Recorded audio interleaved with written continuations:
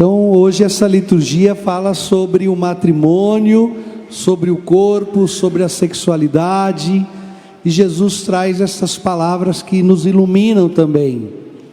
E geralmente são temas que hoje criam-se muitas polêmicas, porque são temas que vêm ao encontro, de muitas das propostas que nós ouvimos no mundo, na TV, e que muitas vezes não nos é tão agradável. Eu sempre falo para o Tom e para a Simone, que são os coordenadores da nossa pastoral familiar, da nossa pastoral dos noivos, que nós queríamos um encontro de noivos que formasse o ser humano, e que esse ser humano bem formado pudesse constituir uma família, um casamento, que seja de alegria, que seja realmente de um dom de si, que seja um que complete o outro, um companheirismo sincero, verdadeiro. Porque algumas vezes o problema dos casamentos é a falta de formação humana. Um homem infantilizado, uma mulher birrenta, não pode dar certo. Ainda que se dê muito bem na cama, ainda que façam muitas viagens, a vida diária, o dia a dia, vai cobrar muitas coisas que só a maturidade humana é capaz de responder. E me parece que esses temas são desprezados geralmente. O importante é ser bonito, o importante é passear, e é só isso que se considera no namoro, mas depois, quando vem a convivência, aquela casa se torna um lugar doente, e aquele relacionamento parece complicado demais. E aí vai se trocando muitas vezes, procurando alguém que me ajude a ser mais feliz, até que a idade chegue, que venha a maturidade, e você perceba que você foi tolo, que no fundo, as inúmeras possibilidades que você teve, você destruiu tudo, pela loucura da sua cabeça, pela sua falta de juízo. Há tempos atrás, conversei com uma pessoa, com mais de 65 anos, que chorava, dizendo que passou na vida dele inúmeras mulheres que seriam excelentes esposas, mas que ele desprezou a todas porque queria aproveitar a vida, e agora na velhice não tinha ninguém, e agora entrando na velhice se sentia solitário. Era um homem que tinha conquistado muito, tinha um bom carro, uma boa casa, tinha muitas possibilidades, mas não tinha um filho, não tinha uma esposa e não tinha uma história para dividir tudo o que conquistou. Eu digo a vocês, meus irmãos, que nós procuramos fazer uma pastoral dos noivos de ajuda ao casamento, que leve o ser humano a fazer este encontro consigo mesmo, para depois fazer também com que sua família seja um lugar de bênçãos. Não um encontro de noivos onde se fala do casamento só contando tragédia. Parece que tem gente que sempre que fala de casamento, começa a contar que é difícil, que é complicado, que é ruim, que vai ter muitos sofrimentos, e depois de 45 minutos contando todos os tipos de desgraça, termina falando, mas Jesus vai abençoar. E aí você fica pensando, meu Deus, não é assim que nós queríamos, e por isso nós fizemos uma proposta, e nós estamos há 2 anos com essa proposta, que são encontros de noivos a longa data, e por isso esses encontros acontecem de forma quinzenal por 1 ano.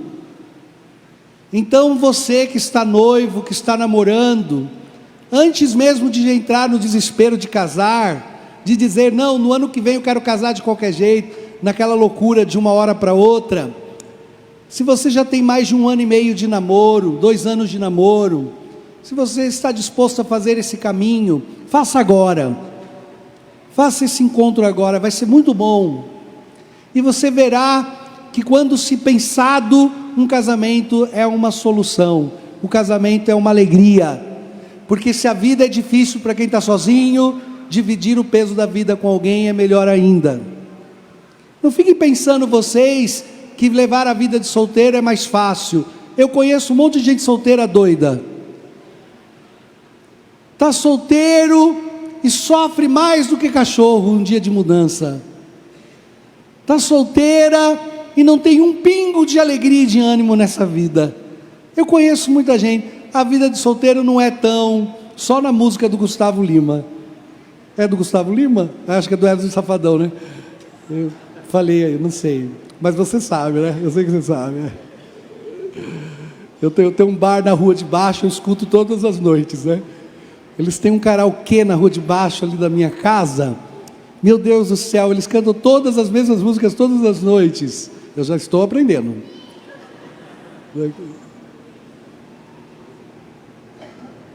Eu estou dizendo para vocês, meus irmãos, que o casamento é algo de Deus, é maravilhoso, quando as pessoas que estão envolvidas nesse sacramento conseguem perceber que o negócio é com Deus, que quem pode lhe fazer feliz é só o autor da felicidade. É um peso muito grande colocar sobre as costas de alguém a tua felicidade. Meu marido deve me fazer feliz, minha esposa deve me fazer feliz, meus filhos têm que me fazer feliz, mas nem você sabe o que é a felicidade, nem você sabe aonde encontrá-la. A felicidade está em Deus. Quer que o teu casamento dê certo, seja comprometido com o céu. Quer que o seu casamento seja um lugar de paz, de bênção, seja santo. Seja uma mulher comprometida com Deus, seja um homem comprometido com Deus, busque com integridade a tua santidade, então tua casa estará livre do divórcio. Por isso Jesus não abre mão para o divórcio, e ele é questionado pelos discípulos e pelos judeus. Mas como assim, Jesus? Se Moisés permitiu dar uma carta de divórcio, por que o Senhor não aceita o divórcio? Porque o Senhor diz que aquele que se divorcia viverá em adultério, se unir com outro homem e outra mulher. Não são duras demais essas palavras? Não pode Jesus colocar em discussão, Jesus não pode normatizar a vida em pecado. Jesus está dizendo assim: se o divórcio existe, é porque antes existiu no coração de quem casou o pecado. Se neste coração houver santidade, não haverá o divórcio. Se este coração for puro, se esse coração for fiel, se esse coração for honesto, se esse coração for doador, se esse coração for íntegro, não haverá o divórcio. Mas onde o coração é dominado pelo pecado, é impossível viver um casamento. Presta bem atenção, só Deus pode mudar alguém. Você entra numa loucura, pensando: eu vou mudar este homem, eu vou mudar esta mulher, e carrega por anos uma cruz pesada, achando que foi Deus que colocou nas suas costas. Deus te chama ao casamento, mas Deus não formou a tampa da sua panela. É uma mentira do Fábio Júnior. Hoje eu estou com música, né? Não existe alma gêmea. Encontrei a tampa da minha panela. Deus me obrigou a casar com esse homem, porque Deus colocou ele na minha vida para eu salvá-lo. Doida! Deus não obrigou, e Deus não te pôs o peso de salvar ninguém. Só lá está quem pode salvar: Jesus Cristo nosso Senhor. Agora encontrei a mulher, Deus me obrigou a casar com ela, Deus quis que eu casasse com ela. Loucura! Se o coração dela não pertence a Cristo, irá colocar você numa enrascada. Deus nos chama ao casamento, porque só no matrimônio se pode expressar a realidade divina. Mas quem escolhe com quem casar é você, com sua liberdade. E por isso pensa, e se tomar uma decisão, honre tua palavra, para que aqueles que estão à sua volta saibam que você é digno, que você realmente é comprometido e que você sabe para onde está indo. E honra a tua palavra sendo integralmente um homem bom, uma mulher justa, e a sua casa será sem sombra de dúvida um lugar de bênção. Seja você infiel a Deus, seja você infiel ao Evangelho, e se tornará um peso para a tua família, e viverá da caridade da tua esposa, e viverá da dó do seu marido, e viverá da pena dos teus filhos, por causa da loucura do teu coração. Não ponha Deus nas tuas infidelidades, porque Deus não faz comunhão com o pecado. Jesus não pode normalizar, e por isso disse: voltemos ao princípio. Jesus não pode normalizar, e por isso usou estas palavras tão fortes neste Evangelho. Não lestes que o Criador, no começo, fez homem e mulher? Não sabe que no princípio não foi assim? Jesus está nos convocando a voltarmos para o princípio, a voltarmos àquilo que é do querer de Deus, a voltarmos agora com o esforço humano, com o nosso esforço e com a graça de Deus, para aquilo que foi desde o princípio, na originalidade. E a primeira coisa que Jesus nos convida é nos lembrarmos de que as Sagradas Escrituras revelam a profundidade do que é o ser humano e o que é o querer de Deus para o ser humano. Se você perguntar a um homem apaixonado o que ele está vendo nos olhos de sua amada, e ele olhar no fundo dos olhos da moça e dizer e descrever o que ele está vendo, como que seriam essas palavras? Pergunte para o oftalmo, para você ver se não vai ser diferente. Os mesmos olhos, o oftalmo falaria alguma coisa totalmente diferente do que o amante. Olhe para a Sagrada Escritura como um cientista e um historiador, e parecerá loucura o que a leitura de Gênesis e o Evangelho de Marcos nos ensina hoje. Olhe para a Sagrada Escritura como um amante, e você entenderá a profundidade do que Deus te pede. A primeira coisa que o Senhor nos ensina, ao dizer no livro de Gênesis que Adão olhou e disse que estava solitário e só, e Deus diz: não é bom para que o homem esteja só, vou lhe dar-lhe uma companheira. A primeira coisa é pensarmos na solidão original. Este Adão não diz respeito só ao homem, diz respeito à humanidade. A humanidade olhou toda a obra da criação e viu que a pessoa humana, que a pessoa, o eu, não pode se relacionar com as pedras, porque as pedras não podem decidir amar. Não pode relacionar-se com os animais, que por instinto cumprem suas funções, mas não podem refletir e escrever poesias como Camões sobre amor. Não pode relacionar-se com as estrelas, porque elas não podem falar sobre a decisão sincera e os sacrifícios que o amor exige. O ser humano e a pessoa humana têm um desejo de relacionar-se com o amor, e por isso viu que o homem estava só.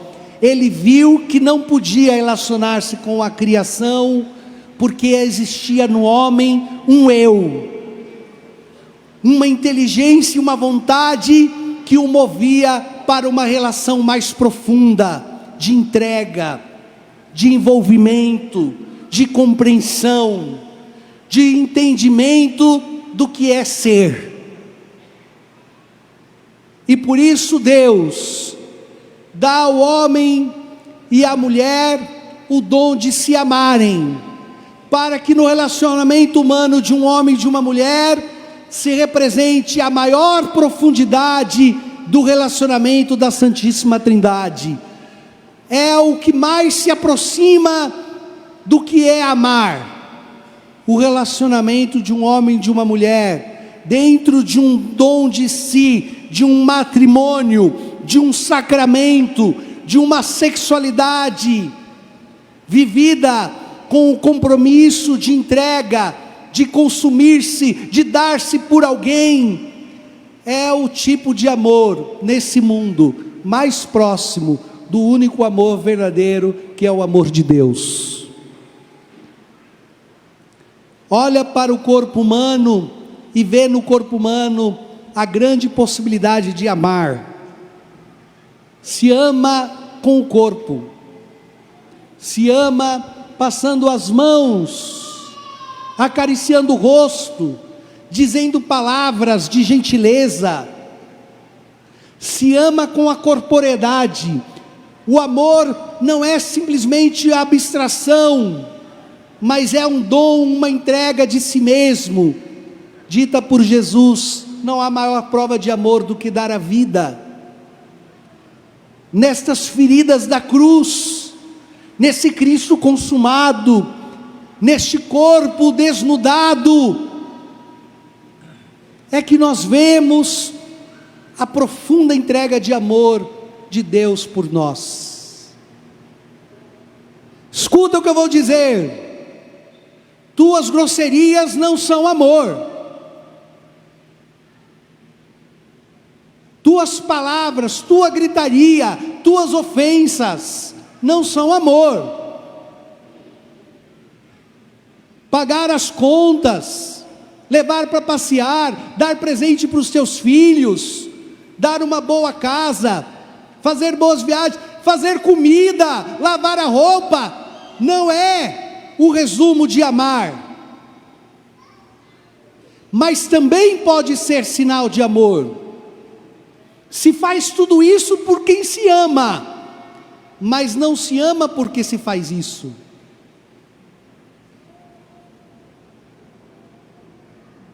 Você pode fazer tudo isso por troca de algumas moedas, e você pode fazer tudo isso para o mais miserável e mais desprezível dos seres humanos, se ele assim lhe obrigar.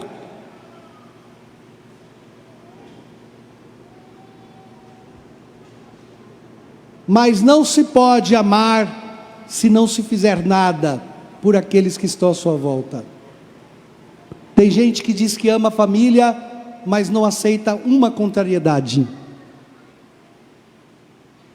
Só faz o que quer. Não vou porque não estou com vontade. Não faço porque não vou, porque não é bom, não quero. E quando senta com o controle de remoto na mão, se torna a pessoa mais desprezível da face da terra. Não é capaz de fazer um sacrifício por quem diz que se ama. Imagine se não amasse. Eu trancaria a porta antes de dormir, com medo de ser esfaqueado enquanto dormia.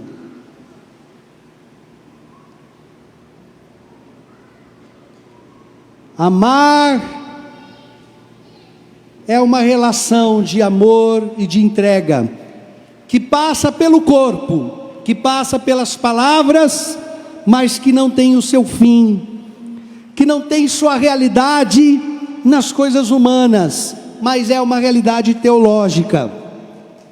é um fascínio e uma admiração de quem olha para o outro como um ser capaz de ofertar-se a si mesmo por mim.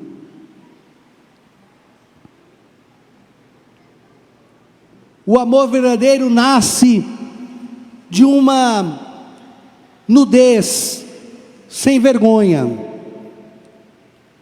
E não sem vergonha porque faz as coisas sem vergonha, né?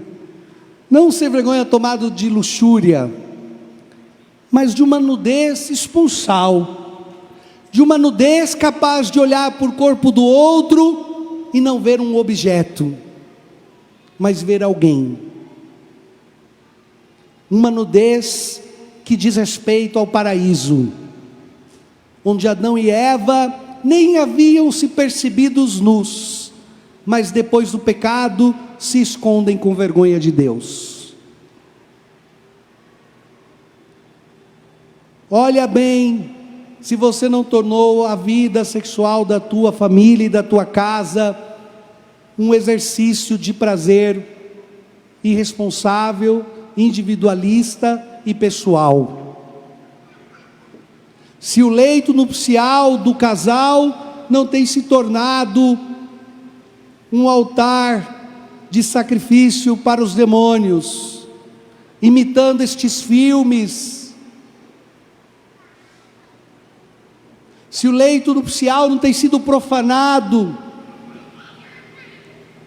se o teu corpo não tem sido entregue a um certo tipo de prazer e de luxúria que correspondem mais aos pagãos do que aos cristãos.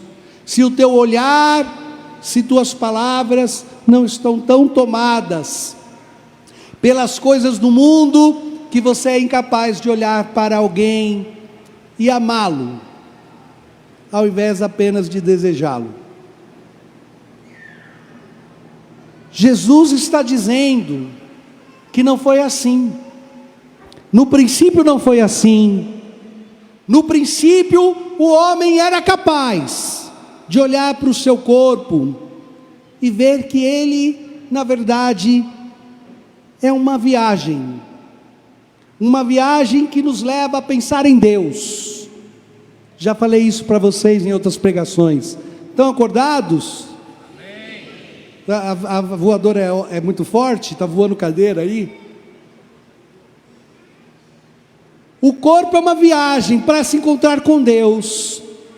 Olha a complexidade das células, a beleza do cérebro, olha a perfeição do seu organismo, olha a beleza do sopro da vida, da gestação. O corpo fala de Deus. O corpo é uma viagem para compreender o mundo. Quando se acha que está no mais alto pedestal, somos surpreendidos pela morte. Ontem mesmo me mandaram na internet um videozinho de um rapaz comendo lanche, bem gordinho, comendo lanche. E um rapaz passa fazendo corrida. Nós vamos ter a corrida Cristo Redentor, se inscreve lá. E o rapaz vem correndo, vê o gordinho comendo lanche, aí para e fala assim: nossa, você já está aí gordinho comendo esse lanche. Você sabe, vou falar umas coisas para você. De tanta gordura, seu fígado pode estar assim. Aí começou a descrever todas as doenças que o gordinho podia ter, de estar comendo fritura, lanche. Isso aí vai acabar com a sua vida. Aí ele acaba de falar essas coisas, tchau. Na hora que ele sai para atravessar a rua, o ônibus atropela ele. Aí o gordinho fala: nossa, e come um pedaço do lanche. Quer dizer, cara saudável morreu antes. Essas são as complexidades da vida. O corpo ensina sobre uma realidade do mundo. A vida é frágil e fugaz. Um dia está tudo sob controle, e no outro dia você já tem a sua data para morrer. O corpo é uma viagem que fala sobre a alma humana. É uma viagem que com a velhice nos aproxima de revelar o grande mistério da vida. Quer saber como será depois da morte? Não se preocupe, você morrerá. O corpo é uma viagem que ao final revela o grande destino e o grande mistério. Olha bem para o teu corpo, porque assim foi no princípio. O corpo era a expressão de uma fala divina. Olha bem para o teu corpo e perceba que no começo sempre foi assim. E esse é o chamado de Jesus nessa manhã para todos nós. Este é o querer de Deus nesta manhã para nós. Tornar a nossa vida nesse mundo, a nossa corporeidade, a nossa sexualidade e as nossas famílias um lugar verdadeiro de celebração da vida. Que triste que este evangelho termina antes de Jesus abraçar as crianças e a pureza e a inocência de uma alma que se deixa formar como das crianças, falando sobre esse pecado que pode entrar nas nossas casas. Escute o que eu vou dizer, gente.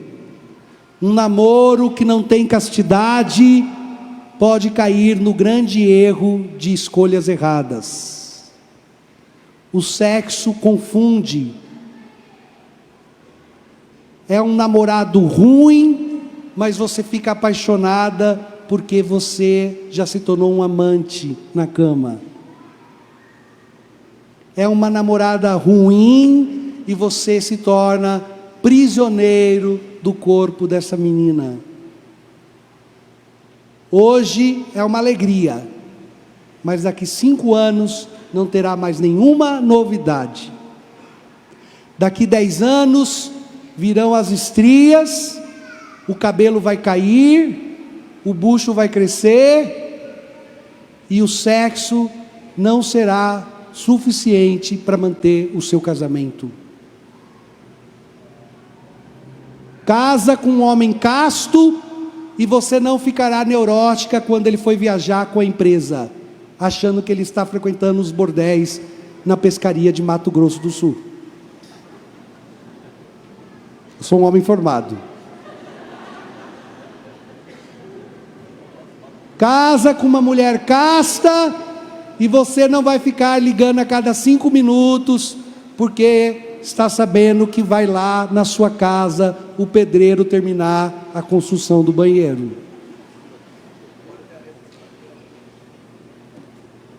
O namoro é o lugar de castidade. A loucura do sexo pode fazer você tomar decisões erradas. Se você não consegue ser dono de si, não será dono de nada. E uma loira bonita pode destruir tua casa de um dia para o outro. Um homem bonito, o personal trainer, pode destruir seu casamento de anos.